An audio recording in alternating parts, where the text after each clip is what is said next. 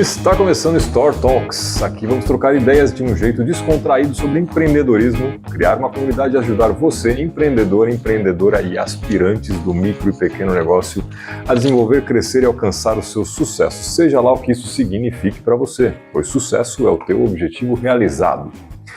Se é isso que você busca, então está no lugar certo. Siga-nos no Instagram e no Facebook em store.empreenda, no YouTube, @StoreTalks e nas principais plataformas de podcasts como Store Talks. Os links estão aqui embaixo na descrição. No programa de hoje, gostaria realmente de discutir um pouco com você sobre o amor. Nossa, que lindo. Quanto mais relevante você for, mais as palavras serão lembradas eternamente. Derretendo os apresentadores. Você é a média das 5 pessoas que você convive. Vamos conversar sobre uma história sobre a essência da liderança, o livro O Monge e o Executivo, de James C. Hunter, com o título original em inglês de The Servant. Em tradução livre, mais pura seria O Serviçal. Clayton, o que você achou desse livro de forma ampla? De forma ampla. É muito bom, né, cara? Cara, eu li também, esse livro é a 4ª vez que eu leio ele, se eu não me engano, 3ª ou 4ª vez. E eu falo que todo livro, na verdade, né, tudo que a gente presencia na vida, seja mais de uma vez, aquilo tem um significado diferente, né? Porque cada vez que você passa por alguma coisa, cada vez que a gente lê um livro, a gente está num momento diferente de vida, né? Então a gente acaba absorvendo coisas distintas. E hoje, né, com a cabeça mais madura, com outros negócios, com família, né, eu consegui ver que esse livro ele tem um potencial muito maior do que só dentro da vida empresarial. O foco dele é meio que isso, né? Liderar pessoas é o que o livro fala, por isso que o subtítulo, na verdade, né, é uma história sobre a essência da liderança, e é isso que o livro passa, né? Pelo menos é isso que eu senti nesse momento. Eu nunca tinha lido, minha esposa tem esse livro em casa, acho que ela até anotou quando ela começou a ler em 2011. Caramba! E não terminou. Comecei novamente... é isso mesmo, ela começou em fevereiro de 2011, aí depois ela tem uma anotação que começou dia 1 de novembro de 2011. Acho que ela não concluiu. Até vou reforçar com ela essa condição. Porque é muito isso que você falou. Ele é voltado para o negócio, mas ele tem uma sacada ali para a vida pessoal, principalmente logo no começo, quando ele faz um paralelo com como que você quer, quando ele começa a falar de autoridade e poder, ele entra naquele mérito assim, como que você quer ser lembrado? Como que você entende que você está hoje? Na tua casa, poder ou autoridade você quer? Sim. Na sua casa, na sua empresa, né? Com seus amigos, se são amigos, né? Porque às vezes tem o amigo por interesse porque o cara tem poder, né? Não por autoridade. Exato. Então, coisas desse tipo aí realmente impactam, né? Eu falo assim, né? The Servant, em tradução livre, seria o serviçal, né? E a essência da liderança, pelo que o livro coloca, e eu venho a concordar depois da 3ª ou 4ª vez que eu venho a ler esse livro, é que realmente, né, você liderar alguém, você tem que servir, né? E o livro deixa muito claro isso ao longo das páginas, que servir não é ser escravo de alguém, né? É você facilitar o caminho daquela pessoa, né? Dar os mecanismos que ela precise, as ferramentas que ela precise para que ela possa evoluir e fazer as coisas que você precisa que ela faça, né? Isso falando dentro de um ambiente empresarial, mais propriamente dito, até familiar, dependendo da situação, né? Então é facilitar para que aquela pessoa consiga realizar aquilo que você gostaria que ela fizesse, né? E eu acho que assim, a palavra que ele usa muito nesse livro, né, até avançando um pouquinho, né, depois eu quero voltar para falar algumas outras coisas, que é amor, né? Então a palavra mais utilizada nesse livro aqui para falar sobre liderança e todo o contexto que se envolve é amor, né? Isso é muito complexo, na minha opinião. Eu sempre entro nesse debate com alguns amigos, principalmente os mais velhos, que a gente tem essa questão da criação de filho. E fala, é amor ou medo, né? São 2 ferramentas poderosas para você guiar qualquer pessoa, qualquer Porque o medo tá ligado mais ao poder. Mais ligado ao poder e o amor à autoridade. Você solicita as coisas, a pessoa consegue entender. Faz parte. Eu sempre entro nesse método, porque eu tive uma criação muito voltada pro poder, que era na base da porrada, né? Faz ou apanha. E eu tento criar meu filho diferente. Mas eu sempre fico nesse... como dosar isso? Até que ponto eu passo de um limite pro outro, né? Onde só a autoridade não está resolvendo e o poder tem que tomar conta. Tem que tomar conta, onde eu não extrapola. Exato. E tem essa questão de servir, porque ele coloca logo no começo, uma das primeiras reuniões que ele faz ali com o pessoal, ele fala muito disso, né? De tipo, que você precisa cuidar, você precisa entender, você precisa compreender o objetivo da pessoa e motivar ela. E eu tenho uma analogia que eu faço para empresário, que é empregado é filho. Cleiton, Cleiton, isso aí não tem nada a ver, a gente não pode tratar ele como filho. Eu falei, gente, mas é filho. Filho na essência do filho. E você, o empregador, você de certa forma é um pai. Não, mas não vou ficar passando a mão. Eu falei, não, mas filho a gente não passa a mão. Filho a gente puxa, mas a gente tenta sempre equilibrar. Porque se você tiver um empregado que você só bate no poder, ele ferra o teu negócio. Sim, com certeza. E aí ele dá um exemplo bem legal, que é a questão do adolescente, né? Você cria no poder, quando chega na adolescência, aí estoura. Aí o filho vira no giraia, começa a questionar tudo e tem problema. Que até assim, voltando um pouquinho, né, pegando o começo do livro, né, para que a pessoa que está ouvindo a gente aí possa entender também, né, primeiro que fica a recomendação da leitura, né, acho que é mais importante do que ouvir o que a gente está falando aqui, é fazer a leitura, que o aprendizado, como eu disse, né, no meu caso, cada momento que eu li foi um pouco diferente, né, mas a leitura é mais importante aí. Mas o livro, né, ele é uma história, né, não é um livro técnico, sim, né, então assim, é diferente, é uma leitura mais agradável do que você pegar um livro técnico sobre um tema específico, né, é um tema de liderança, mas é uma história, então envolve dois personagens mais presentes, né, protagonistas aí, que é o John, né, John? Nossa, eu já esqueci o nome dele, rapaz. John e o Simeão, né, que Simeão é um nome que acompanha o John desde o início da vida dele, então aparecem em várias situações da vida dele antes dele conhecer o Simeão propriamente dito, e na verdade Simeão é um monge, né, que era um grande empresário de sucesso que de repente desapareceu e foi se tornar monge, e John acaba indo parar nesse mosteiro porque ele sabe que esse empresário, que é o Leonard Hoffman, está lá, porque ele vai contrariado, né? E ele vai porque a esposa dele está insatisfeita, os filhos estão insatisfeitos, né? Ele está tendo problemas na empresa, que ele era um diretor executivo de alto cargo, então a empresa estava tendo problemas, os funcionários, né? E aí ele começa a ter aí alguns problemas relacionados a isso, e a esposa dele recomenda que ele vá nesse retiro, né? Nesse monastério. E um pastor da igreja dele também, né? Ele acaba indo só porque a maioria de votos. Não, ele vai porque ele sabe que o Simeão, sim, né? Sim. Que ele, até o momento ele não sabia quem era Simeão ali, né? Mas esse Lane Hoffman estava lá, né?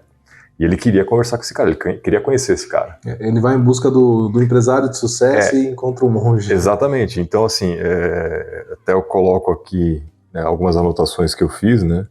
Bom, agora também é difícil a gente achar as coisas aqui na hora, mas ele só foi por conta disso. Sim. Então ele foi buscar uma coisa, que foi um encontro com esse empresário de sucesso, e ele teve outras coisas. Isso acontece muito na nossa vida, né? A gente às vezes está, nossa, tal coisa vai acontecer ali. Você vai, aquilo até acontece, né? Aquela pessoa que você queria encontrar, você encontra. Mas o aprendizado da vida não é aquilo, né? Outras situações que envolveram, por conta daquilo que você queria, o aprendizado de outros fenômenos, outros fatos que ocorrem acabam sendo muito mais importantes. Isso é normal, pelo menos para mim já aconteceu diversas vezes. Já, isso é comum, e é muito aquela questão que a gente desenvolveu naquele curso que a gente se conheceu.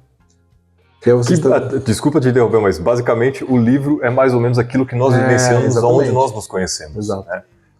E eu fiz muito esse paralelo, porque ele vai trabalhando através do John ali, do Simeão, dando as palestras e conversando sobre os temas, ensinando, dando aula especificamente, muito próximo do que aquilo, né, do que a gente passou. Sim, foi uma vivência, né? Imersão mesmo. E aquilo lá, ele trouxe uma visão de meta e objetivo, falando de meta especificamente, que os facilitadores lá, os professores, eles falavam constantemente. Você estabelece a meta, mas você vai lembrar, tinha um pessoal, mas se eu não conseguir, ok, vai. Que é muito isso, porque você vai no percurso, aí no caminho você vai descobrindo e refazendo. Então, por exemplo, no caso do livro, todos os argumentos não funcionou, mas de repente o fato de ter uma pessoa que ele admirava fora do mundo, ele tinha uma visão, me passa que ele tinha uma visão preconceituosa com religião e tudo mais. Não quero me envolver. Sim, tanto que ele chegou no monastério muito cético, né? Sarcasmo o tempo todo, criticando. Então aí ele vai, eu não tô aqui por causa do monge, porque pode trazer alguma coisa para mim, eu tô aqui porque eu quero conversar com um empresário de sucesso e eu quero saber como que eu resolvo os meus problemas. E é o processo, né? A meta dele era conversar com o executivo. E aí no processo ele vai trombando o monge ali, vai desenvolvendo. Até tinha notado aqui uma questão engraçada, na primeira reunião, na primeira aula, vamos dizer assim, que ele tá tão afobado para falar que o professor ele manda todos se apresentarem. E quando chega na vez dele, ele tá pensando: o que eu vou falar, Porque ele também quer impressionar o cara. E o cara faz uma pergunta que quebra, né? É muito bom. Viu? Fala o que ela falou. A pessoa que se apresentou antes de você fala alguma coisa, resume o que ela falou. E aí ele dá aquela pancada, assim, aquele aluno chato do trabalho de escola que faz a pergunta que você não quer que faça. E eu falei: nossa, isso foi muito fantástico. Porque o cara já mostrou a sensibilidade dele em observar e perceber que o cara, por mais que não estivessem falando, ele estava em outro lugar, ele não estava acompanhando a aula. Sim. Você está falando numa passagem que eu até anotei uma frase aqui, né? Que é: ouvir é uma das habilidades mais importantes que um líder pode escolher para desenvolver. Né? Então isso acontece exatamente nessa passagem, né? Então ele está ali, na hora dele se apresentar, a colega anterior, se não me engano era a Kim, né? Que estava participando ali. Exatamente. Fala da vida dela, e quando ele chega a vez dele, não é para falar dele, é para falar dela, só que ele não tinha prestado atenção. Então, realmente, assim, faltou a escuta ativa por parte dele ali, né? Prestar atenção nos outros também, não só nele mesmo. E isso é uma coisa assim que ali foi um exemplo dentro de um curso, de um treinamento, vamos chamar de assim, mas dentro de empresas isso acontece com uma frequência absurda. O ser humano é assim, né? E na verdade esse livro ele trata do ser humano, né? Independente do cargo que você tenha, se você trabalha ou não, mas a liderança ela se exerce não só em empresas, né? Como a gente estava falando, na família, entre amigos, tudo isso aí também é na sociedade, em comunidades, né? Sempre tem um líder aí. E aí, realmente, acho que ouvir os outros e parar de prestar um pouco de atenção em nós mesmos, né? Dar a atenção efetivamente para os outros é fundamental, né? É bem interessante isso, porque aí voltando para a empresa, cara, você não ficou muito tempo em empresa, né, Não, eu trabalhei pouco tempo. Até anotei aqui que eu quero te fazer uma pergunta que ele fez lá, que eu me deparei com essa questão, eu falei: cara, nunca olhei por esse lado. Mas tipo, dentro de empresa, eu fiquei 10 anos numa empresa, era a coisa mais engraçada. Quem tá na operação, quem tá no dia a dia, e aí depois ele coloca isso no segundo capítulo, ele vai falar da pirâmide, né? Sim. Quem tá na operação, no dia a dia, é o cara que mais conhece o teu negócio. E eu cansava de falar: vamos mudar isso aqui. E não. Aí passava, sei lá, 1 ano, 2, mudava. E aí dava uma sensação de frustração, porque não mudava. Eu tava falando aqui durante 1 ano, 2, e chegava alguém e falava: mudou agora. Acharam melhor fazer assim. Eu falei: como assim acharam melhor? Tô falando isso há 2 anos. Um exemplo, quando eu entrei na empresa, eu trabalhava na balança, no setor de pesagem de veículos. Isso é muito engraçado. Eu entrei, me treinaram: olha, você pesa o caminhão e imprime 2 folhas de sulfite. Eu falei: tá bom. E aí você vai no automático ali no começo, aprende, anota. Um dia eu imprimi a folha, eu olhei para a folha. O sistema ele imprimia 2 vias da pesagem, do comprovante. Metade da folha em cima, metade da folha... E aí tinha um pontilhadinho no meio que era justamente para você picotar, dar uma via para o motorista e ficar com uma via para você. Então o que a gente fazia? A gente imprimia 2 vias, 2 folhas de sulfite, entregava para o motorista e ficava com uma via para nós. Em vez de cortar a folha... E eu fiquei assim, acho que foi uns 2 meses, na verdade foi até uns 3 meses, porque é uma experiência. No período da experiência eu prefiro não discutir, eu tinha muito medo. Aí eu ficava naquilo, a gente ia jogando na caixa, juntava um mês, fechava uma caixa, arquivava uma caixa de papelão. Aí foi 2. Aí eu fui perguntar pro meu supervisor na época, viu, por que eu imprimi 2 e arquivo uma aqui dentro? A gente tem um sistema, a gente tem servidor. Por quê? Ele, tem que ser assim. É assim. Eu falei, tá bom. Aí eu fui perguntar pro outro que era mais velho, por quê? Não, é assim. Eu falei, meu sistema já te dá a opção de picotar aqui. Então eu posso ficar com meia, não preciso imprimir 2 folhas. Ok, não é uma economia relevante, mas no longo prazo... Mas é a parte do processo que pode ser economizado. Fica, né, ali um negócio meio... É um serviço à toa. Aí eu ficava naquela, e ficava perguntando pra um e todo mundo, é assim, tem que ser assim. Eu falei, tá bom. E aí eu falei, quer saber de uma coisa? Vou parar de imprimir. Aí 1 mês eu fiquei sem imprimir no meu turno. Aí eu vi que ninguém falou nada. Eu chamei meu supervisor e falei, fiquei 30 dias sem imprimir. Ele, mas se um dia precisar? Eu falei, tá aqui o sistema, tem um sistema. Tá aqui, ó. Tem um servidor. Aí eu tinha já conversado com o pessoal do TI, o backup era diário, era uma multinacional. Eu falei, gente, não tem erro, o papel impresso aqui, tipo, na época não serve pra nada. Aí cortou, mudou. Assim, isso a empresa ia levar isso. Eu era o mais novo. Talvez se você não tivesse feito isso naquele momento, até hoje estariam fazendo assim. Provavelmente. E aí é o tipo de coisa assim que eu tava falando, gente, mas ninguém parava pra meu. É aquela história, todo mundo tava escutando, mas ninguém tava ouvindo. Eu escutava. É assim, toca o barco. É muito. Parece muito. Só faz. É muita empresa. Muita visão que eu tenho hoje de empresa pública, sabe? O órgão público é assim. Por que faz isso? Não, faz só faz. Mas você conhece a história do peixe na panela? Não. Já ouvi essa história há muito tempo atrás. Né? E é bem isso aí, porque, na verdade, assim, casal, né? Acabou de casar, aí a esposa quis fazer um jantar especial pro marido, foi lá, comprou um peixe, foi fazer na panela dela lá, cortou a cabeça, cortou o rabo, colocou na panela e fez o peixe. O marido perguntou para ela assim, mas cadê a cabeça e o rabo do peixe? Aí eu cortei. Cortou? Por que você corta a cabeça do rabo do peixe? Não sei, minha mãe me ensinou assim, minha mãe sempre fez assim, assim que eu faço. Vou perguntar para sua mãe por que ela tira a cabeça do peixe e o rabo do peixe. E foram lá, perguntaram para a mãe. Mãe, você me ensinou quando fazer peixe, corta a cabeça, corta o rabo. Por quê? Sua avó me ensinou assim, ela fazia assim, e eu faço assim. Tradição. Vou perguntar para a avó como que ela fazia. Por que a gente corta a cabeça e o rabo do peixe?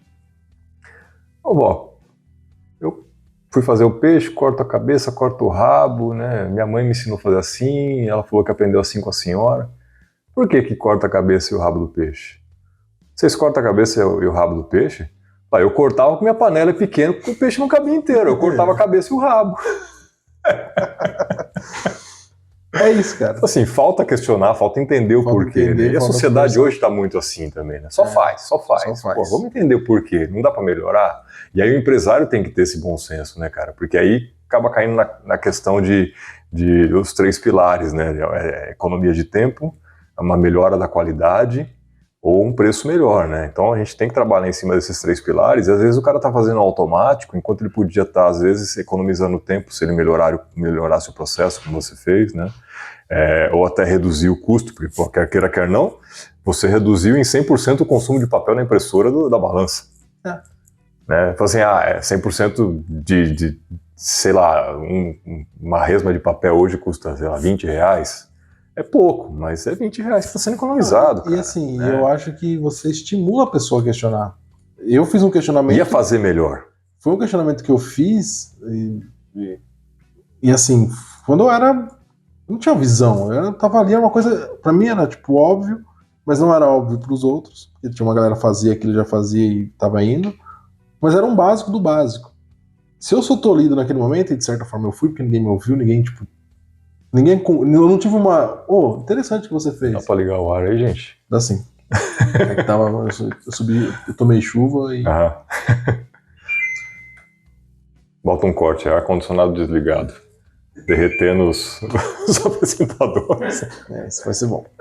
Aí, tipo assim, é um tipo de atitude que eu tive na época e eu não fui incentivado. Eu sei que hoje... Por conta da sua liderança. Que também não, talvez não estava preparada para ele, não era um líder. Não era um líder, era um chefe. Não era um líder na essência da liderança, era um líder dentro de uma empresa que é responsável por outras pessoas, mas não sabe liderar, né?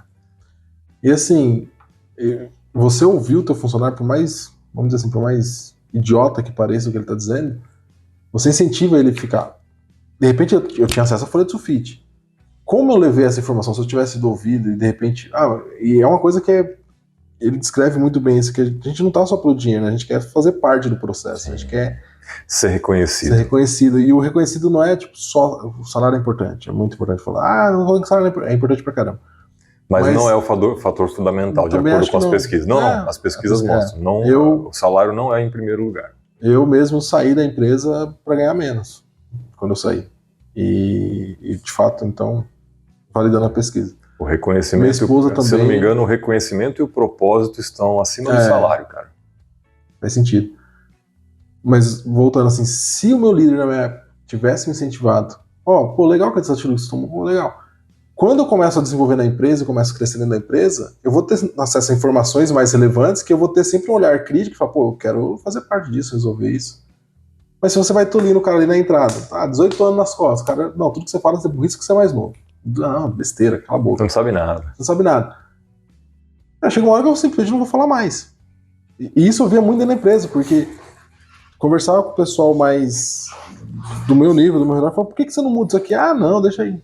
Foda-se. E a maioria realmente não quer, né? E aí não quer. Aí eu né? nunca sei, aí eu fico naquela, quem veio primeiro, o ovo ou a galinha? Eles nunca quiseram fazer parte, ou eles tentaram no começo e aí a motivação deles era um pouco menor, né? Porque aí, como você mede a motivação? Ele falou 2, 3 vezes, a pessoa toliu ele e falou, beleza, pra esse cara não falou mais nada. Quantos são assim? É difícil, mas, sei lá, o livro tá aí pra... ele tem muita base, muito argumento. Não, até falando pro pessoal aí, lógico, a gente não vai conseguir falar do livro inteiro aqui, a gente já já despendemos aqui vários minutos e a gente não saiu nem da primeira parte, né, do primeiro capítulo do livro aqui.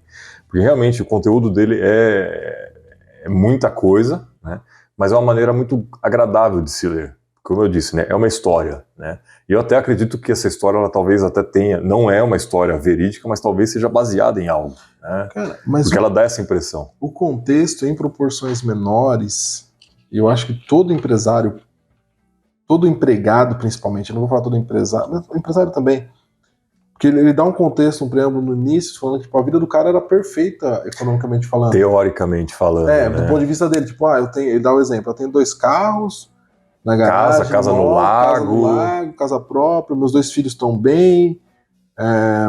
Eu até anotei que tipo, ele cuidava, ele era gerente de uma grande empresa com 500 funcionários, então ele tinha um poder, um status na sociedade em tudo. Então, teoricamente... mas isso a gente vê muito em filme, né? Aquela teórica vida perfeita, mas quando você entra no núcleo, você vê que o negócio está desmoronando. Né?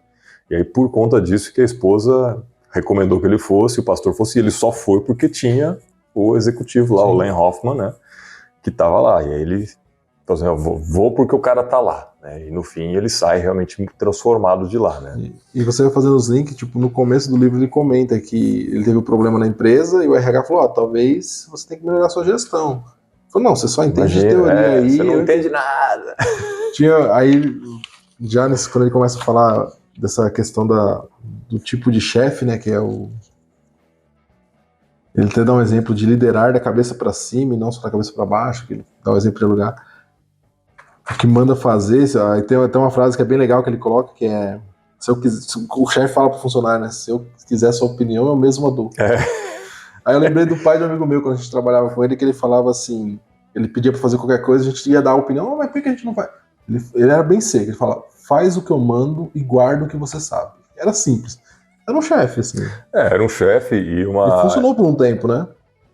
Esse tipo de liderança nas empresas. Funcionou, o mercado foi se desenvolvendo, né? Que chegou num ponto... Sim, mas é porque também não tinha nada. Parâmetro, né? Era tudo mato. Era tudo mato quando eu cheguei aqui. Era tudo mato. Então pega uma enxada aí, vamos tirar esse mato, cara. Então antes era mais bruto. Mas para continuar desenvolvendo e crescendo, novas ferramentas de gestão, de liderança, né, acabam tendo que se desenvolver também, né.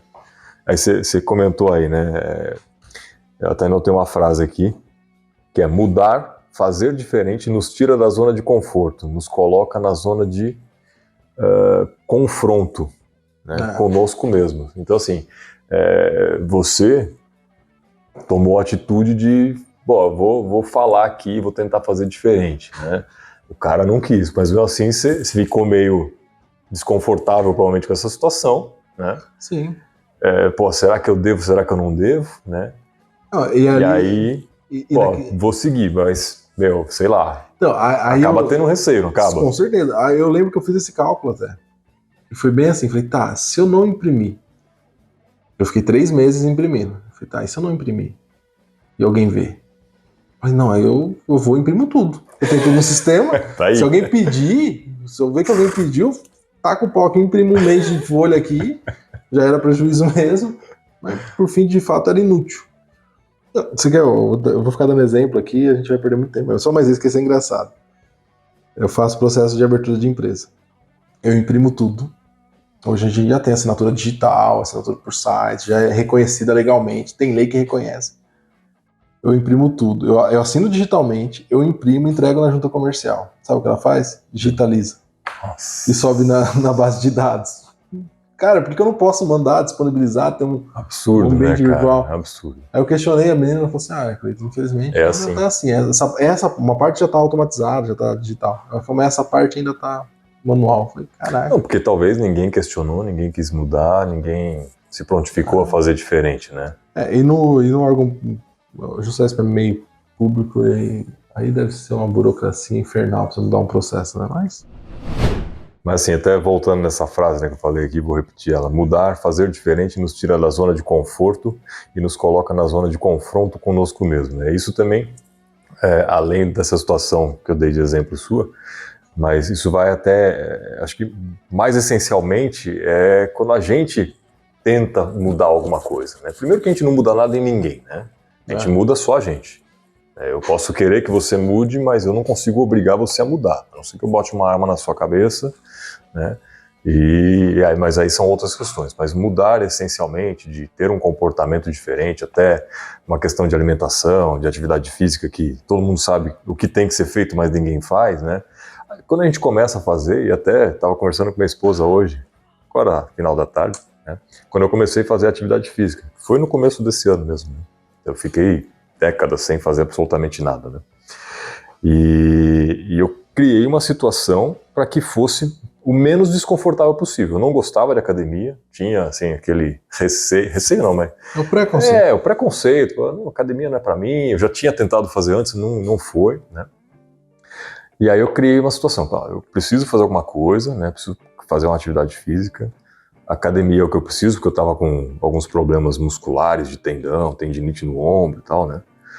E foi recomendação dos médicos. Falei assim, então eu vou fazer, mas eu tenho que fazer num horário que não me atrapalhe, que eu não precise parar para atender cliente, num horário que seja confortável para mim, que a academia não esteja cheia, né? E aí, toda a situação, enfim, eu faço academia meio-dia. A academia tá vazia, né?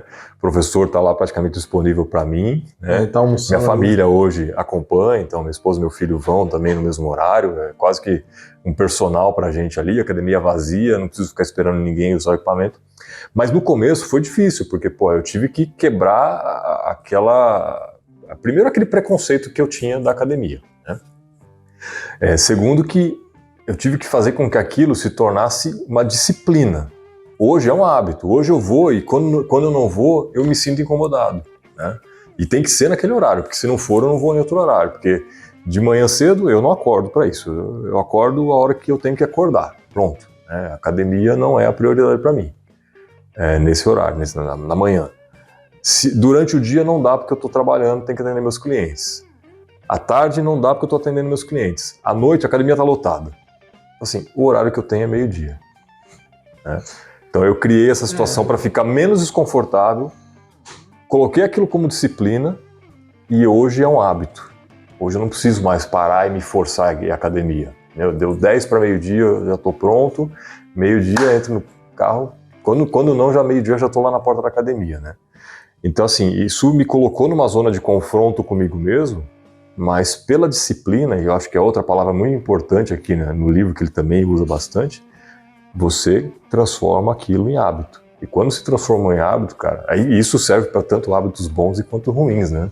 Tanto o cara que começa a fumar, ou comer mal, ou fazer coisas, o que quer que seja, né? Então, transformar um hábito, ele vem da disciplina, né? Uma das frases, eu acho que até anotei em algum lugar aqui que me lembro bem. Então, isso é muito importante. E você se tornar um bom líder também vem da disciplina, até que ela se torne um hábito. Né? Porque exercitar nessa primeira etapa que ele fala, a questão de ouvir, de certa forma é um hábito, né? Porque a gente está na correria, o líder principalmente, é que tem cuidados dos funcionários e outras coisas mais. Aí, não vou perder tempo a conversar. Agora não, deixa para depois.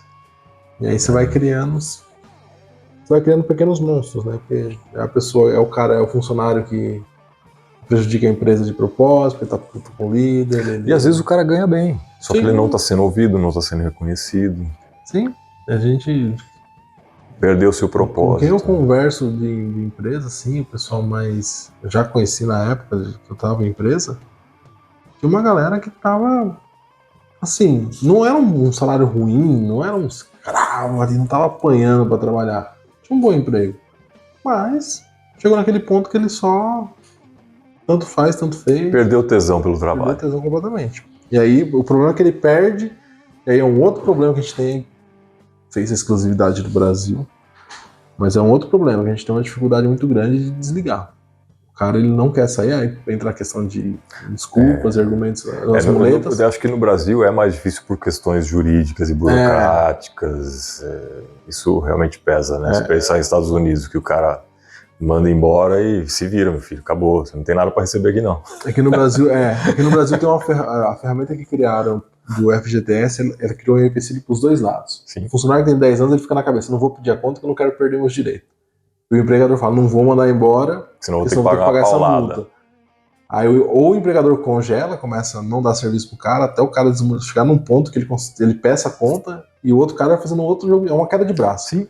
E o outro chega atrasado, falta... Isso é péssimo, porque você gera, o que você falou, você gera dois monstros nesse caso. Né? E aí quem que tá falando com o teu cliente no dia a dia? É esse cara. E aí sua empresa vai pro buraco. Por isso que a economia não desenvolve. E aí a economia fica... Você vê, a gente talvez entraria até em discussões políticas trabalhistas. Pô, um negócio que foi criado com um intuito razoavelmente... Eu entendo a essência. O cara pensou aqui, ok. Lá atrás, o empregador... Né, era outro momento. Era outro momento e tal. Mas hoje atrapalha. O que eu tenho de amigo que tá insatisfeito onde tá... E não pede a conta. E não pede a conta, e não sai. E quando eu pedi a conta da empresa que eu estava, tinha 10 anos.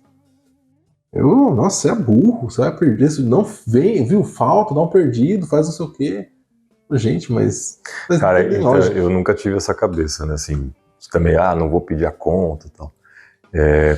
Trabalhei pouco tempo em empresas, né, além da minha, mas eu lembro quando eu trabalhava no buffet, lá no Mato Grosso, as pessoas vinham me pedir conselho, assim, né? Não sei porquê, eu era o único de São Paulo, talvez tenha esse estereótipo de quem é de São Paulo tem um pouco mais de conhecimento das coisas, e pelo contrário, né?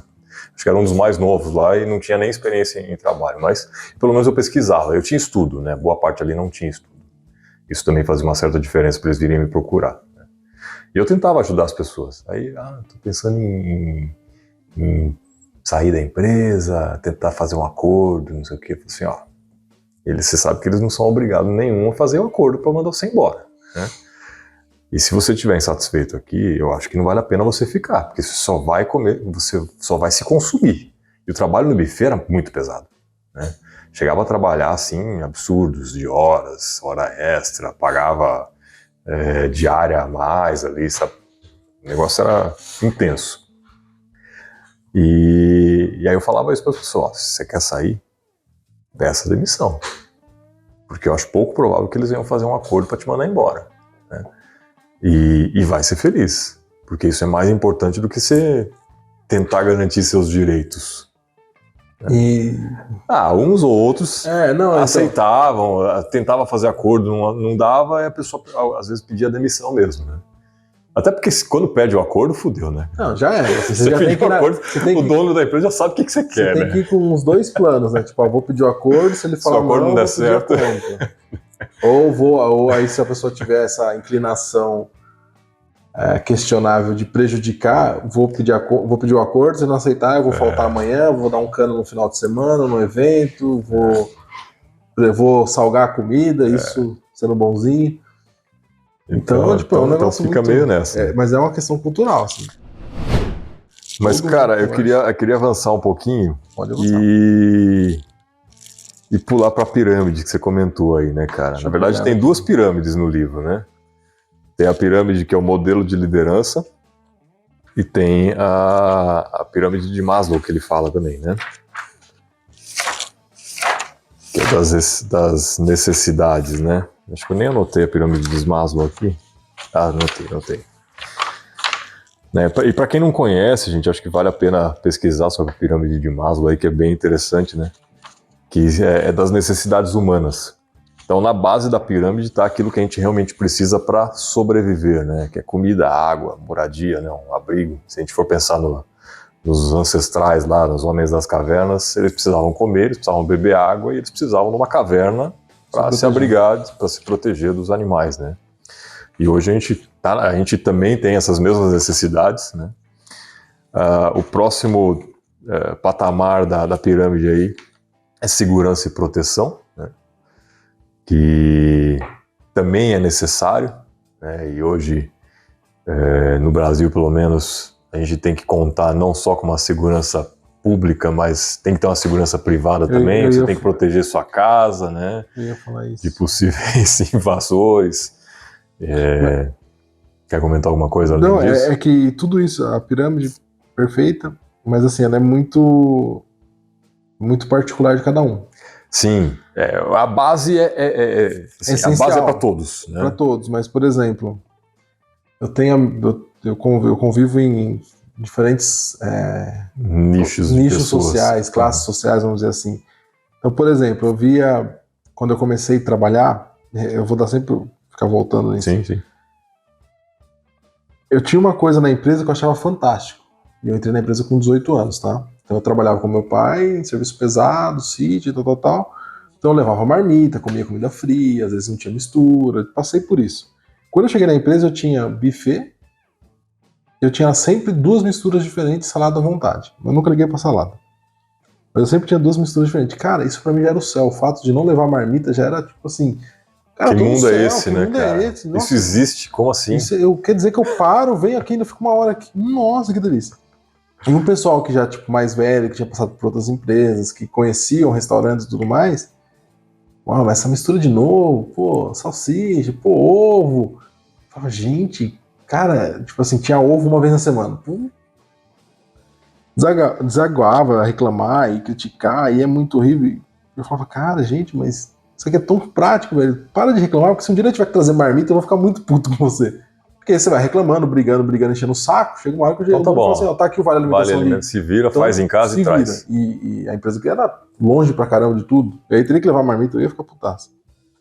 Aí segurança também é um raciocínio muito próximo. E a segurança, até eu falei da questão da casa, mas a segurança também é uma segurança de você estar no emprego e não ser mandado embora. Sim. Isso também é uma necessidade, né? Sim, é uma segurança. É outro fator, assim, às vezes eu tenho amigos, de novo, eu venho de uma classe mais humilde, então eu convivi em bairros mais pobres. Eu nunca fui assaltado. A minha vida toda eu nunca fui assaltado. Da mão armada, já fui. Eu nunca fui. Aí eu vejo assim, às vezes um conhecido meu começa a estar melhor e fala, pô, vou mudar para um condomínio porque tem mais segurança. Cara, tá de boa, eu moro lá num bairro ruim, nunca fui assaltado, velho.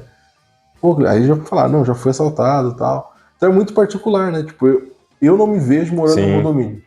Eu não me vejo morando em condomínio. É uma realidade sua. Sua vida fez com que você pensasse dessa maneira, né? Não sei, eu vou precisar ser assaltado, talvez, pra tomar um susto. Mas é muito louco isso, né? Porque você fica analisando... Assaltantes, não venham, por favor. Aqui é tranquilo. É muito louco isso. Que às vezes a pessoa fala um negócio que pra ela se torna essencial. Tipo, você já foi assaltado a mão armada, então pra você é importante. Aí você fala pra mim, fala, não, para, que eu sou meio desencanado, assim. vai pagar seguro. Eu sei que foi uma situação fora do normal, mas foi às 7 horas da manhã num sábado. Nossa, esse cara é um trabalhador. Ele é profissional no assalto, ele acordou cedo, amor, vou ali trabalhar, já volto fazer um assaltinho.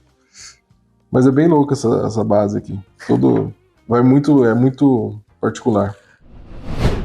E aí, o próximo patamar da pirâmide, que aí eu acho que já tem muito mais a ver com a questão da liderança, né? E por isso até que ele coloca essa pirâmide de Maslow aqui, que é o pertencimento e amor, né? Então, um líder, ele tem que fazer com que o seu liderado, né, eles se sintam pertencentes de algo, né? Que é o que a gente estava falando, pô, o cara entra na empresa lá e ele às vezes tem um puta num salário, mas a empresa não tem um propósito, ele não se sente fazendo algo que seja realizando algo importante ou não é ouvido, né? E aí o cara acaba perdendo isso. Então o líder, ele tem que ter esse bom senso, né, de conseguir fazer os seus liderados se sentirem pertencentes de algo maior. Porque senão, o cara tá trabalhando, apertando o botão só para apertar botão, só para ver o salário no final do mês. Uma hora ele vai cansar disso. Sim. Quando ele começa ganhando bem, é uma coisa, né? Ganha que você começou ele lá, leva mais pô, tempo, meu salário, pô, tem o buffet lá do...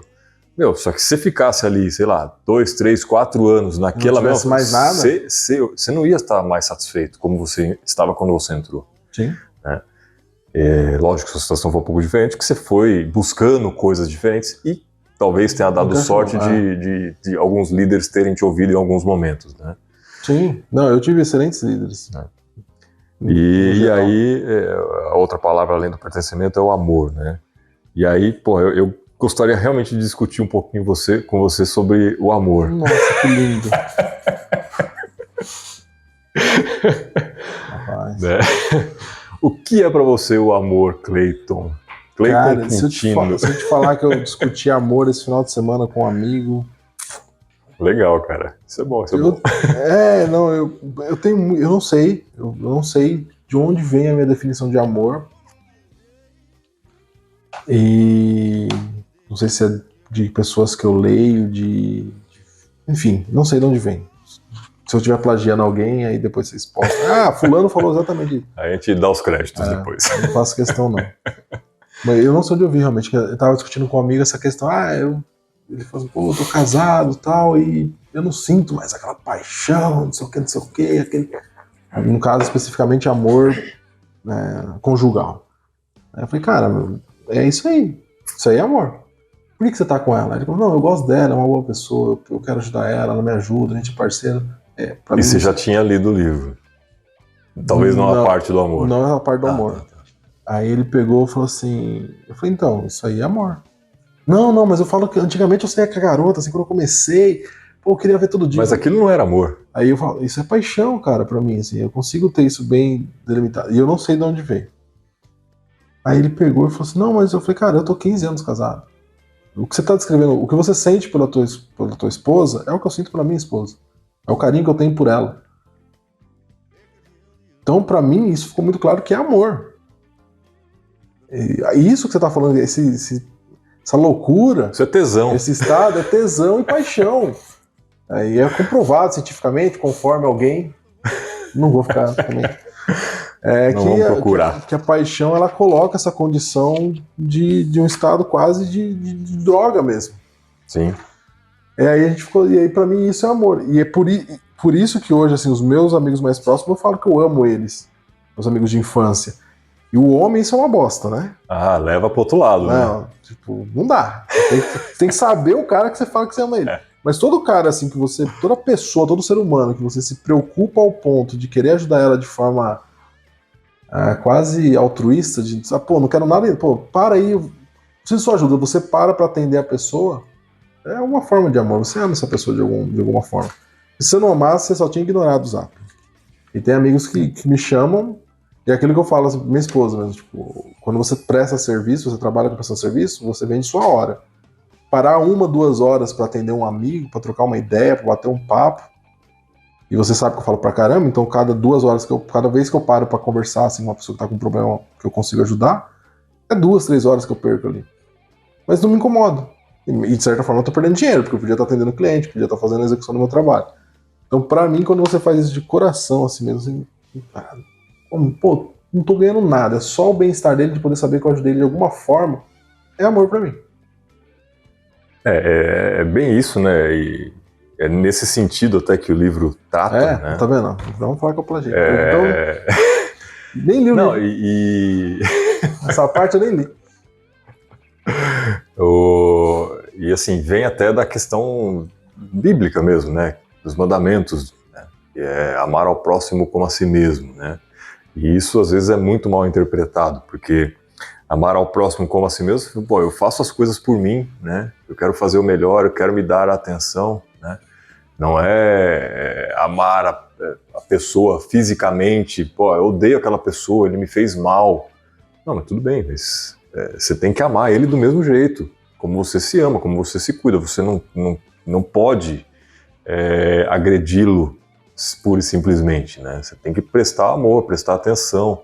E é difícil pra gente compreender isso, né? Mesmo lendo, né, como eu já li, acho que 3 ou 4 vezes, cara, e ele fala muito sobre o amor no livro, mas é um conceito um pouco difícil, né? Porque a sociedade, ela leva para um outro lado. Porque a gente tem muito... De novo, não sei se é... Eu falo de Brasil, assim, porque é o que eu vivi. O brasileiro, ele linka muito amor à questão conjugal. Namorada, pai, mãe, irmão, conjugal. É Sim. tudo muito próximo. E filhos, né? E filhos, né? Não tem, fora disso, você já não... Eu vi uma frase, semana quando você falou assim, de amar ao próximo como a si mesmo. Como a si mesmo. O cara falou uma sacada, de novo, não vou saber quem falou, gente. Ele fala isso, que antes de amar ao próximo como a si mesmo, reflita o quanto você se ama. Porque se você se maltrata, aí entra num conceito filosófico lá, o cara viaja na maionese, mas ele fala, cara, e às vezes você se faz mal, a gente se boicota. Então você vai passar um amor, você é agressivo com a pessoa porque você é agressivo consigo mesmo. Então como que você vai amar o próximo se você não se ama? Isso aí também é um outro conceito, que é você só entrega aquilo que você tem. Né? Também, é verdade, faz todo sentido. Então acaba caindo nisso, mas tem toda a relação. Mas assim, é só colocando aqui, né, algumas anotações que eu fiz, né? O amor, né, traduzido no livro, é como comportamento para com os outros, né? Não é um amor físico, não é um amor de paixão, é um comportamento, né? E vem do amor ágape, né? Bom, tem vários tipos de amor. O amor ágape é um deles, né? Que é paciência, bondade, humildade, respeito, generosidade, perdão, honestidade e compromisso, né? Então, quando a gente tem isso para com os nossos liderados, né? A gente demonstra paciência em ouvi-lo, né? Bondade para não agredi-lo à torto e direito, né? Coisas assim. Posso fazer um parênteses aí? Por favor, deve. Quando, no livro mesmo, você falou agora, me veio esse link. Quando tá explicando um pouco quem é o Len Hoffman, né? Isso, né? Que é o monge lá e tal. Simeão. Ele fala que fez uma pesquisa na internet e achou lá algumas coisas sobre ele. Ele era comandante, pô, aí é história também, tá? Mas eu acredito que existam pessoas assim. Ele era comandante, o amigo dele, ele entrou pro exército porque o amigo dele foi morto pelos japoneses na guerra, na Segunda Guerra. Ah, sim. E ele é um comandante e ele prende um inimigo japonês.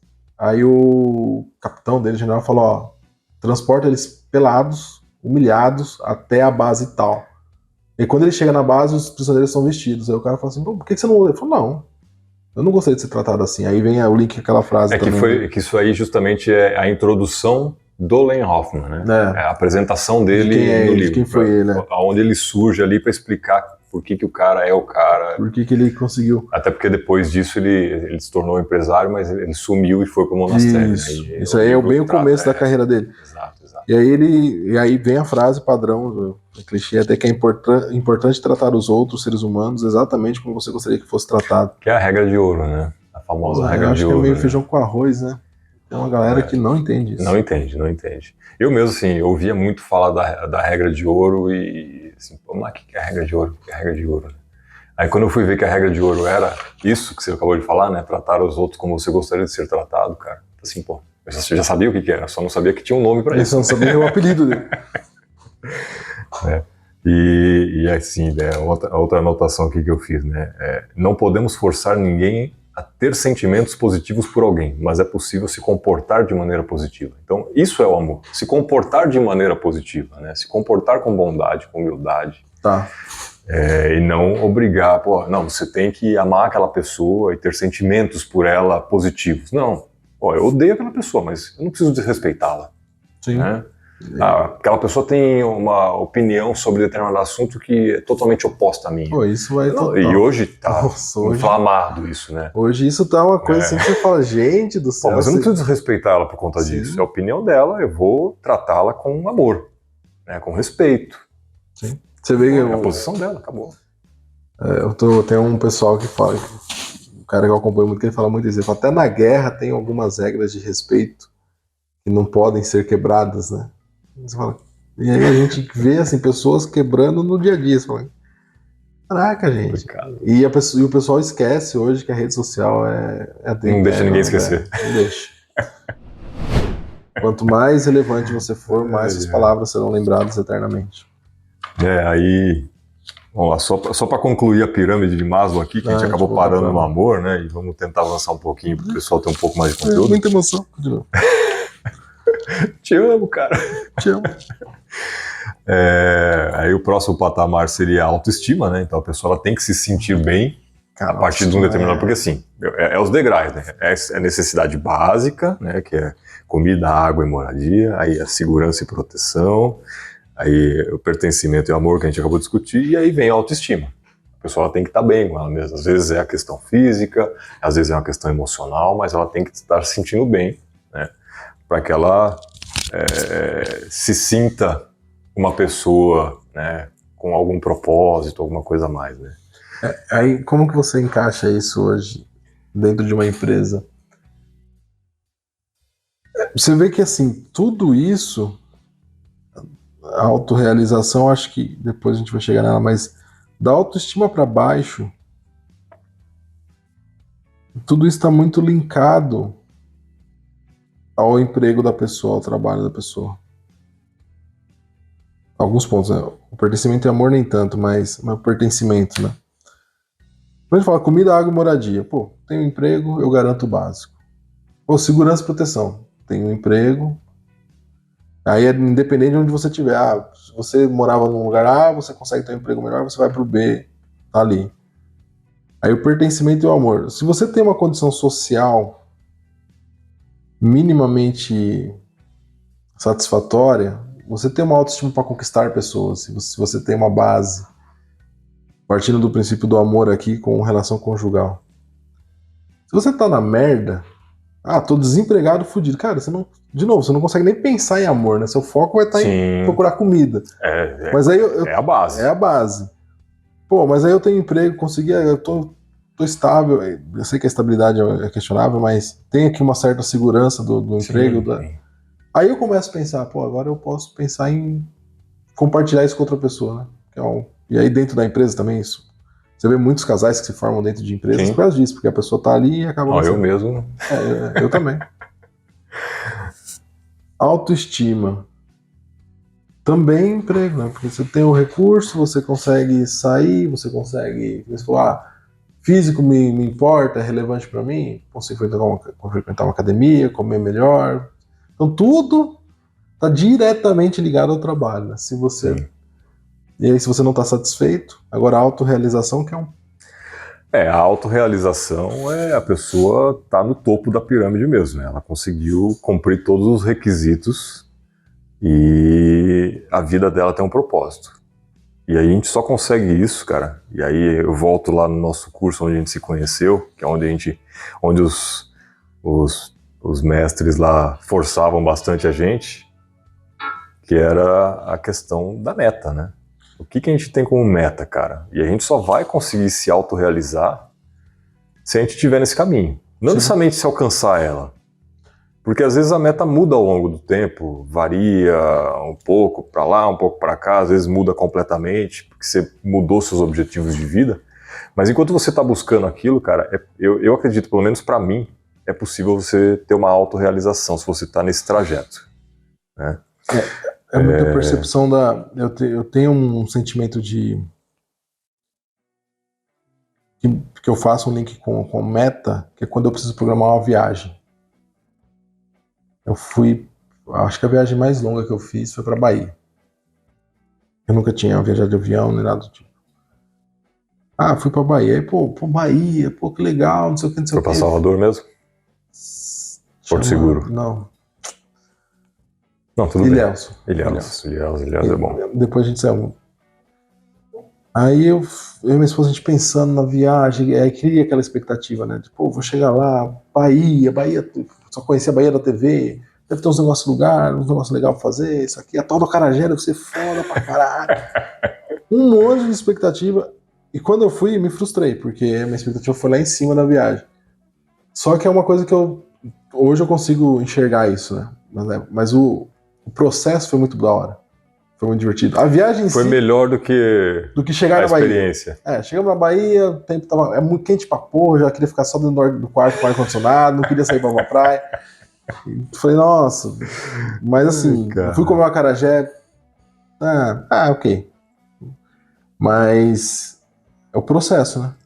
Não, então, e até falando disso, né? Porque naquele momento você tinha uma meta, você tinha um objetivo e você estava se autorrealizando em fazer aquilo. Até antes da viagem, né? E a autorrealização, ela é você se tornar o melhor que você pode ser. E naquele momento, quando você estava focado em fazer aquilo, você se dedicava para aquilo. Você dava o seu melhor para acontecer aquilo. Né? E aconteceu. Às vezes a experiência não foi a melhor. Né? Mas aí é uma questão realmente de expectativa. E até fazendo uma colocação do meu lado referente à expectativa, né? Sei lá, às vezes eu me acho meio fora do padrão, até se tiver alguém que seja assim também, por favor, se identifique, que eu gostaria de conhecer outras pessoas assim. De não criar expectativas, cara. Eu não costumo criar expectativas. Eu não sei se isso é bom ou se é ruim, acho que depende muito da situação também. Depende muito da situação. Depende de cada um. Mas eu sou a pessoa que não costumo criar expectativa das coisas. São raros casos. Eu também não criava, tá? Essa viagem foi uma das que eu criei mais expectativa. E aí eu me frustrei, falei, agora dá uma segurada. Mas eu acho que é muito... Mas assim, foi muito que eu imaginei... Não sei se você consegue linkar. A Bahia como um todo, eu tinha uma outra imagem muito glamurosa, que era o que eu tinha acesso da TV. E aí quando você chega, você começa a perceber que, é uma cidade. Aí você começa a... uma cidade como outra, quase São Paulo e tal. Umas coisas a mais, umas coisas a menos. É que você foi para Ilhéus, que é mais turístico também, né?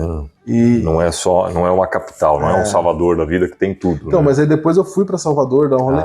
E aí eu olho e falo, é meio que São Paulo, tem uns negocinhos aqui, outro ali, mas É São Paulo com praia? É São Paulo com praia. Só que aí você... Eu morei lá, é melhor que São Paulo. Então, mas em termos, para viver, não, tá? Tanto que assim, eu era muito novo, meus pais ficaram um tempo lá e minha mãe não se adaptou e decidiram voltar. É um pouco complicado para morar, mas é muito mais bonito que São Paulo, digamos assim. Sim.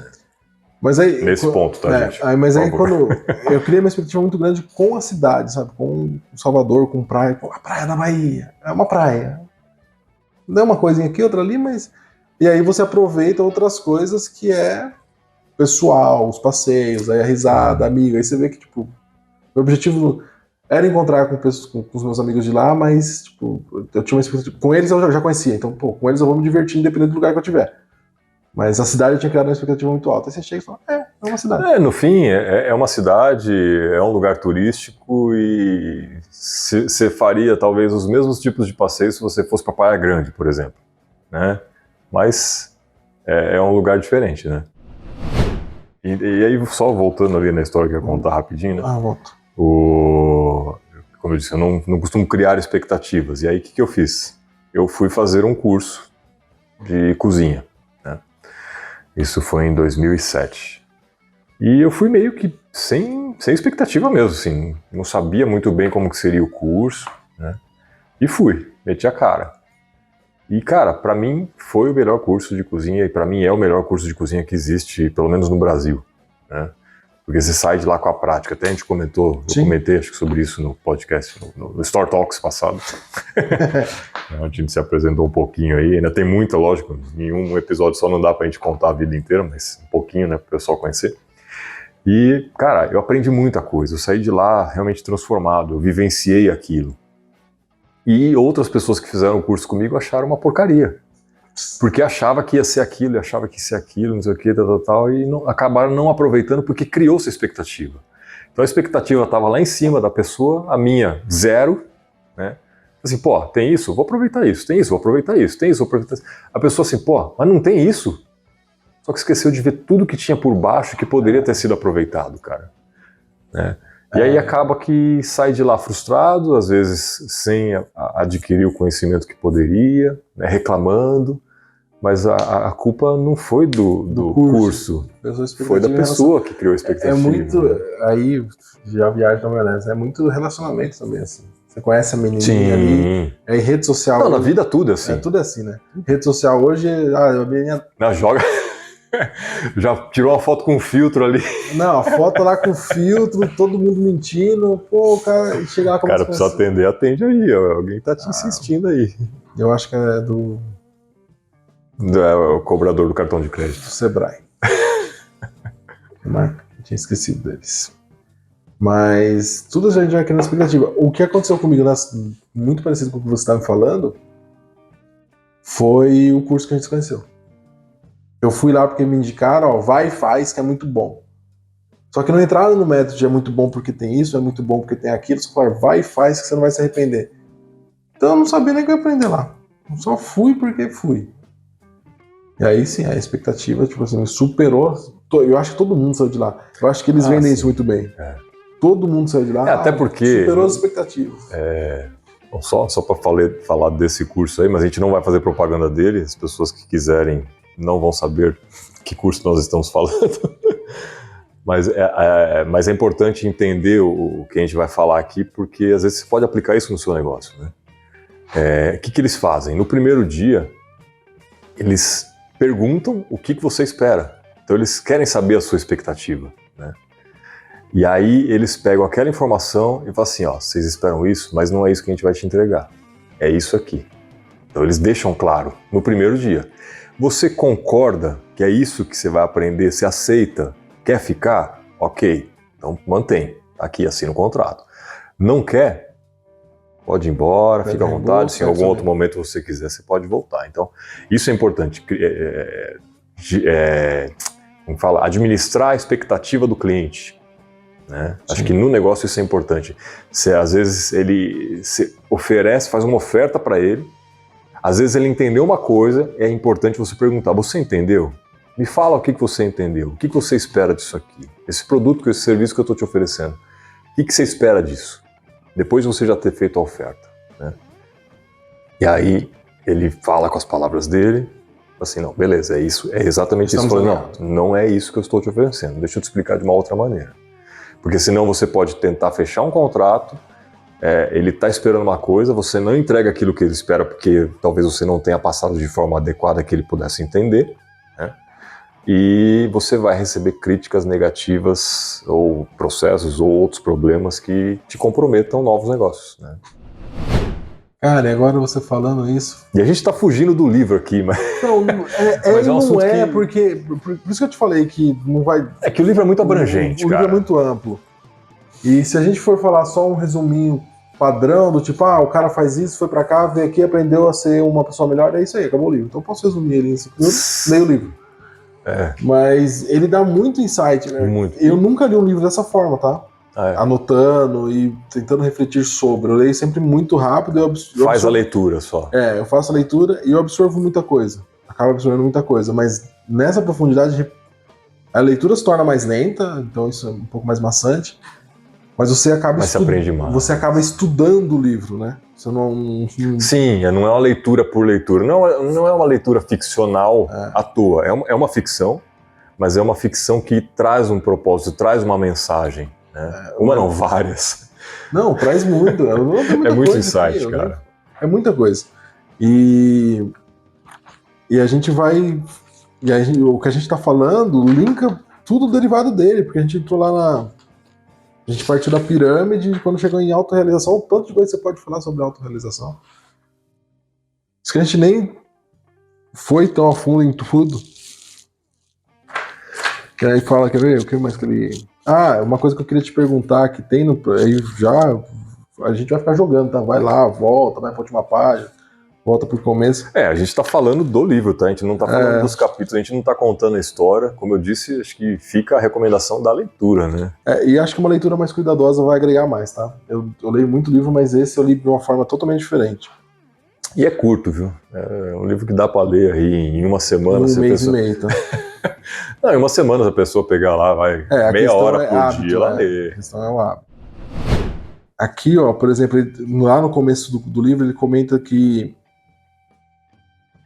ele pede pro pessoal do treinamento ali comentar uma pessoa que tem autoridade sobre o aluno e listar as principais características dessa pessoa.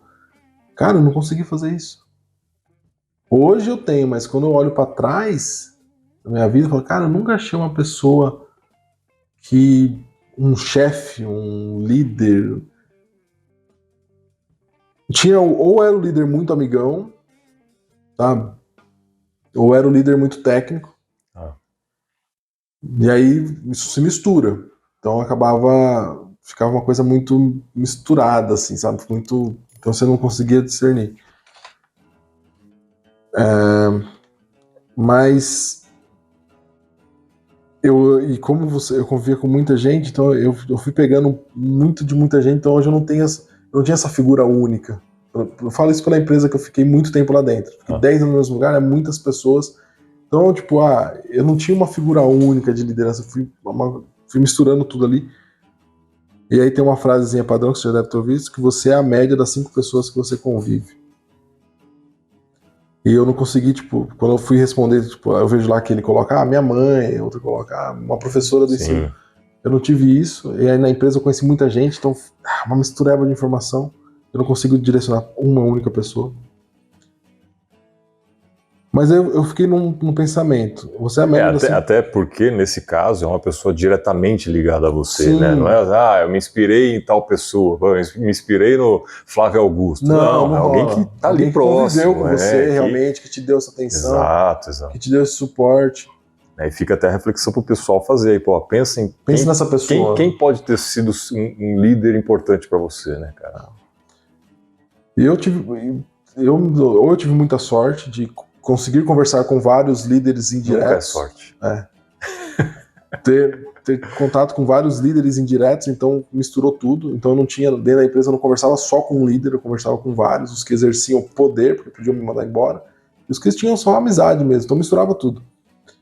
Mas hoje, com a internet e com a proximidade, quando você convive, tipo o Flávio Augusto, se você seguir ele diariamente, parece que ele tá falando com você todo dia.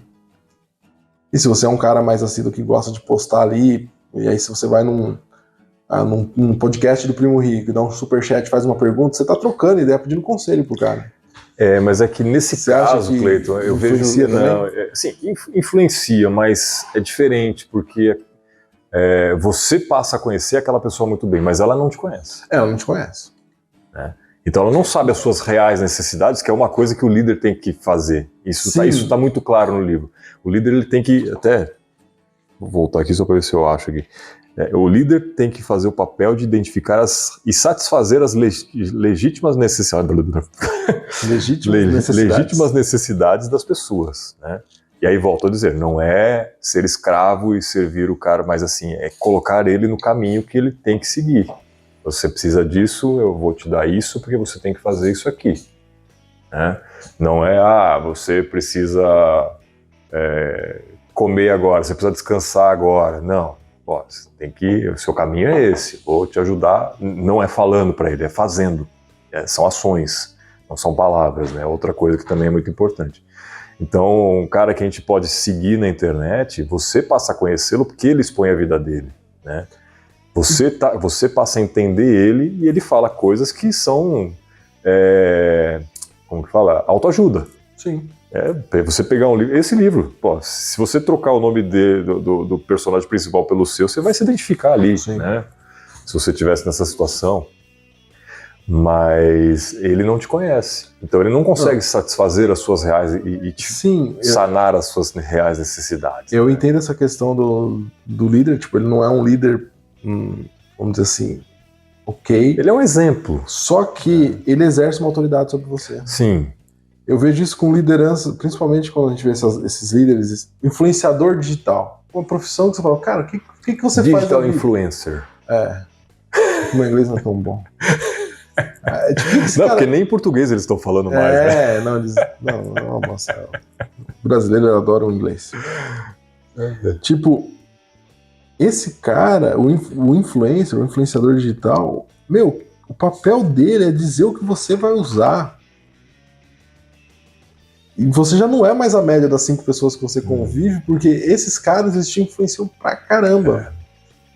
Então, tipo, se esse cara... É só você olhar agora, a gente acabou de sair da eleição, o quanto esses líderes carismáticos que a gente tem hoje influenciam pessoas, e uma galera influenciando pessoas a escolher voto. Sim. E, tipo, arrasta uma galera. Arrasta a maioria a população, arrastou todo mundo. Sim, e com autoridade. Com autoridade. Não então, é poder, porque o cara não tem poder sobre você, porque ele tá através de uma tela de celular, cara. Sim, ele não tem poder, exatamente, ele não tem poder nenhum. É autoridade, ele criou uma autoridade. Criou uma autoridade, ele criou uma autoridade que é até transcendente, que eu vou falar. Porque hoje, a gente tá vendo os protestos que estão ocorrendo no Brasil todo. O líder tá quieto. O líder oficial ele não tá indo falar, vai pra cá, até por questões, enfim, N motivos. Mas tem uma galera que, estou falando em nome dele. E a galera tá indo. Eu fico muito admirado com isso. E isso também, assim... Que acontece dos dois lados. Sim, tá? Mas isso que você falou, estão falando em nome dele, né? Isso é um ponto importante, porque também tem que se tomar muito cuidado. E aí, focando nos dias de hoje, não é nem focando tanto no livro. Porque às vezes as pessoas se apropriam do nome do cara para fazer isso. Né? E manipulam a massa... E a massa tá achando que a informação veio dali, e não é, né? Mas olha o nível de autoridade que esse cara conseguiu chegar, que esses caras conseguem chegar. Porque, como eu disse, nesse podcast a gente não vai discutir política, no próximo a gente vai quebrar o pau. Mas os dois líderes, eles têm um poder, assim, de...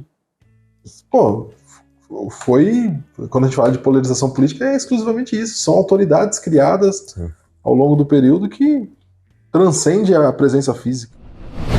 Cara, eu gostaria muito de continuar falando sobre muito assunto aqui ainda, né? Mas pra gente não se prolongar, eu só queria, já que a gente tocou nesse assunto do líder, vou te fazer uma pergunta. Do grande líder. Pra quem, na sua opinião, e aí você pode inclusive se basear no próprio livro, quem foi ou quem é o maior líder que já existiu? Global? Não que eu conheça, pra mim. Não, global. Cara, eu não posso. Jesus Cristo. Cara, 2022 anos. Ele marcou uma era, por mais que... Exatamente. Cara. Por mais que... Não entrando no mérito de religião. Sim, não entrando no mérito de religião. Tanto é que no começo do livro... Ele fala isso. Tem uma frase, mas é do Dale Carnegie. Eu já li uns 2 livros desse cara e não sei qual é o nome dele. Muito bom. As ideias que defendo, influenciar pessoas. As ideias que defendo não são minhas. Eu as tomei emprestadas de Sócrates, roubei as de Chesterfield, furtei as de Jesus. E se você não gostar das ideias deles, quais seriam as ideias que você usaria? Beleza, ele cita aqui mais 2, mas o principal é Jesus, porque Sócrates refletia sobre... Não. Sim? Não sei. Não, mas aqui, esse ponto que eu fiz meio que para cutucar, mas é o que ele fala no livro, né? O maior líder que já existiu é Jesus Cristo. Né? O próprio Len Hoffman, né, que é o Simeão, ele fala disso. Porque estamos aqui em 2023 e é a maior religião do mundo, né? Não religião, porque... ele é o maior líder porque ainda hoje a maior parte da população mundial acredita no cristianismo. Seguem os princípios dele. Mal e porcamente, às vezes, mas seguem.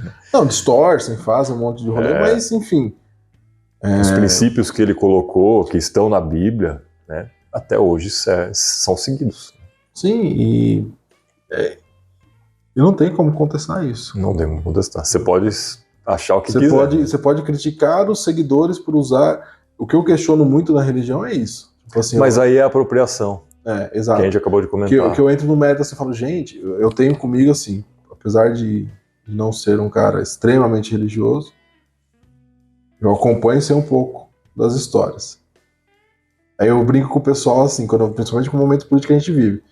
Falo, gente, eu ouso dizer que se Jesus voltasse hoje, falando de amor, falando de respeitar o próximo, de não bater nos amiguinhos, de não espancar ninguém, nós ia apedrejar ele de novo. Sim. Quando eu digo nós, o ser humano. O ser humano. Ia acontecer. Ia acontecer. Eu já vi postagens sobre isso na internet. Eu já não é frase sua. Então, beleza, essa aí não Mas é porque o conhecimento está disperso na sociedade. Vamos meter um sócio que é Bruno Perini aqui. Mas muito louco, cara, porque é isso. Você quer um exemplo mais recente?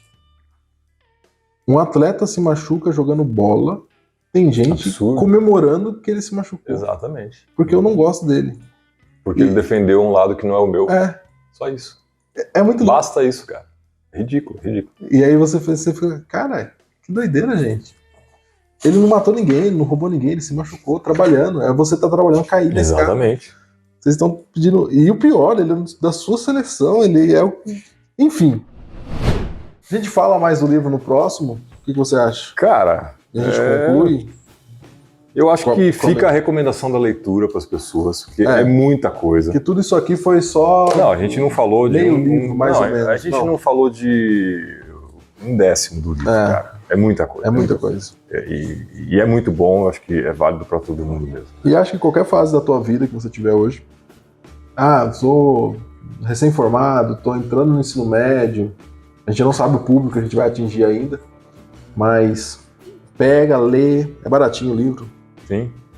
Você vai e faça essa leitura mais dedicada, refletindo. Uma leitura pensada, estudada. Estude o livro. Estude o livro, que aí vocês vão começar a refletir e vão linkar com muita coisa na vida de todo mundo. Por isso que não é um sucesso. Exatamente. Eu até anotei aqui, a minha edição, ela é comemorativa de 2 milhões de livros vendidos no Brasil. De que ano que é a sua, hein? Acho que 2009.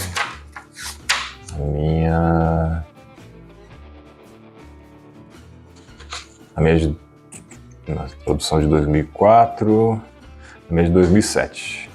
Então, em 2009 ele bateu 2 milhões. Num preço médio de 30 conto, ele faturou aí 60 milhões de reais. E outra, né? Nas bibliotecas municipais com certeza deve ter. A desculpa para ler não é o dinheiro, gente. Né? Não, hoje não. Hoje ainda já achei uns par de a maior parte dos livros que eu li nos últimos 3 anos eu peguei na biblioteca municipal aqui de Piracicaba, não foi comprando. Li, assim, dezenas de livros lá e tem, assim, muita coisa boa. Napoleão Hill, que eu gosto bastante, já li, acho que uns 3 livros dele que tem na biblioteca, estou para pegar mais alguns. Mas, assim, eu não costumo comprar muito livro porque se tem disponível em outro lugar, cara, para mim é mais prático, porque eu não gosto de ficar ocupando espaço. Eu já tô numa pegada de colecionador. Minha esposa... Meu filho é colecionador... Tá difícil hoje, hein? Colecionador de livro, né? Mas eu gosto de ler, mas eu não preciso ter a propriedade e o livro ali físico. Tem alguns que eu gosto, principalmente da parte de cozinha, até porque livro de cozinha não costuma ter em biblioteca. E também não dá pra você ler e decorar tudo. Não, tem que ter muita coisa. Uma colinha. Então é isso, pessoal. Obrigado por ter nos acompanhado. Nossas mídias sociais estão na descrição aqui embaixo. Não se esqueça de nos seguir, curtir, se inscrever e ativar o sininho para receber as notificações. Fique ligado, semana que vem tem mais. É isso aí.